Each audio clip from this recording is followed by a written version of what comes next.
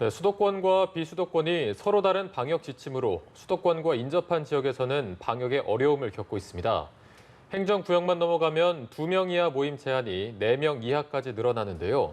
수도권 확산세가 비수도권으로 이어질 수 있는 상황입니다. 네, 충남 천안에 나가 있는 취재기자 연결해서 자세히 알아보겠습니다.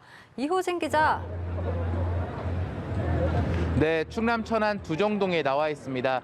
이곳은 천안에서도 대표적인 유흥가에 속하는 지역인데요. 보시는 것처럼 각종 음식점과 주점 등이 즐비합니다. 특히 금요일 저녁이다 보니 사람들도 많이 모여들고 있습니다.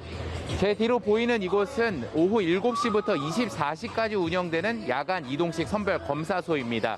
천안시는 지난 8일부터 이곳에 이동식 선별 검사소를 설치해 운영하고 있습니다. 의료진이 상주하며 신속 항원 키트를 활용해 빠르게 검사를 진행합니다. 지금까지 일주일 동안 하루 평균 100명 가까운 인원이 검사를 받았습니다. 코로나19 검사를 받고 싶은 사람은 누구나 이 검사소를 이용할 수 있는데요. 지금도 보시는 것처럼 사람들이 검사를 받고 있는 모습입니다. 다행히 아직까지 이 검사소에서 확진자는 나오지 않았습니다. 네, 이 기자, 지금 그곳에 이동식 선별 검사소가 운영되는 이유가 있습니까? 네, 그렇습니다. 최근 천안 지역의 두정동 유흥업소발 코로나19 확산세가 이어지고 있습니다.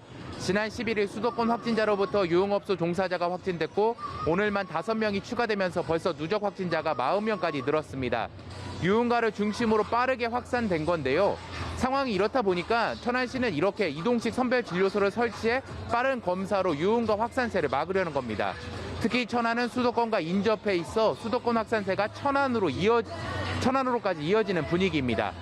앞서 말씀드린 것처럼 이번 천안 유흥업소발 확산세도 수도권 확진자로부터 시작된 것으로 추정되는데요.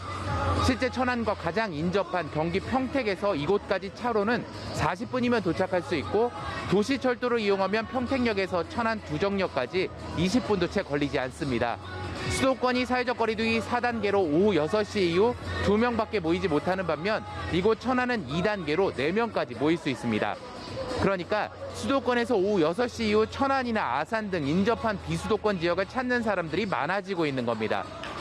정말 수도권에서 원정 유흥을 올까 하는 의문을 가지시는 분들이 많으실 텐데요. 천안에서는 지난 8일부터 13명을 시작으로 오늘까지 계속 2자릿수 확진자가 발생했습니다. 천안시는 이 가운데 30% 이상이 수도권발 확진자라는 통계를 내놓았습니다. 대부분 수도권 확진자와 접촉했거나 수도권 확진자로부터 시작된 N차 감염 사례입니다.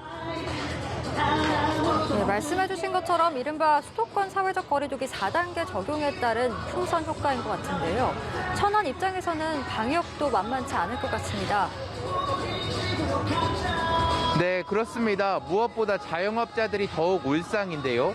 이곳 두정동 곳곳에는 수도권에서 내려온 방문객을 받지 않겠다는 현수막이 내걸릴 정도로 방역에 안간힘을 쓰고 있습니다. 천안시는 14일부터 유흥시설 5종과 실내 공연장 등에 대한 영업시간을 오후 10시까지로 조정했습니다. 일반 음식점 등 다중이용시설도 되도록이면 영업시간을 단축할 것을 권고했습니다. 심지어 천안 지역 유흥업소와 노래방 등은 내일 모레 18일까지 자진 휴업을 결정하기도 했습니다. 한국유흥음식점 중앙회와 노래방협회에 속한 천안시 업체 850여 곳입니다. 주말 영업을 자진해서 하지 않는 것은 자영업자 입장에서는 정말 큰 손해가 아닐 수 없는데요. 그럼에도 손님을 받는 것보다 코로나19 확산을 차단하는 것이 더 중요하다고 판단한 겁니다. 천안시는 수도권발 확산세가 계속 이어진다면 수도권과 같은 수준의 사회적 거리두기 단계 적용도 검토하고 있습니다. 또 3단계에 준하는 방역 지침으로 지역 내 확산을 최대한 저지하고 있는 만큼 수도권발 풍선 효과 차단을 위한 개개인의 방역 수칙도 반드시 준수해 줄 것을 당부했습니다. 지금까지 충남 천안에서 연합뉴스TV 이호진입니다.